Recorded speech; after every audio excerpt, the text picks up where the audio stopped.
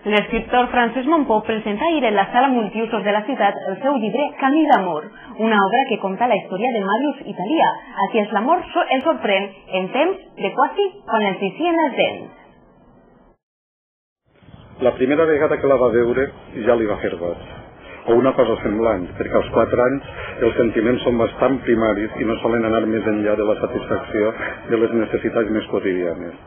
Són les primeres paraules d'esta història de dos xiquets, Màrius i Italià, que comencen a experimentar l'amor en els primers anys de les seues vides. Camí d'amor és un love story, és un love story clàssic. El que passa és que jo el plantejo des dels inicis, i quan dic des dels inicis, des dels inicis de dos xiquets que es coneixen a la guarderia, un xiquet i una xiqueta, i desenvolupen tota una història d'amor amb totes les variables clàssiques d'allò que és un love story.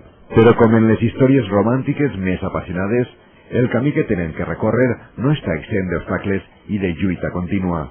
Partís de dues famílies, una família rica, com podria dir, igual que en Romeu i Julieta, una família rica, una família pobra, però no solament això, hi ha un seguit de variables que és el que fan que aquesta història d'amor siga peculiar. Hi ha una variable que sorprèn al llarg de la lectura, que el lector no s'ho espera, que li exigís una reacció, uns sentiments, uns pensaments al lector, i que després torna a jugar amb el mateix lector per fer-li que es penedira d'aixòs sentiments que ha anat tenint, perquè ocorren altres coses que no s'esperava. Per a Francesc Mompó ha sigut un repte este nou llibre, però té clar que l'amor pot néixer en la més tendra infància.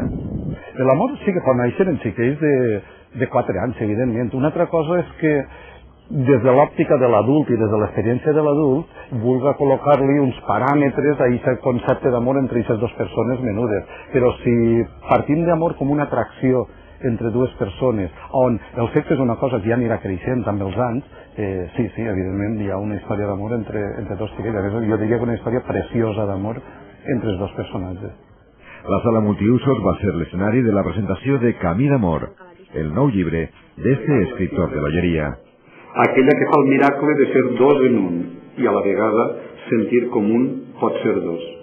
Màrius i Italià feren l'amor.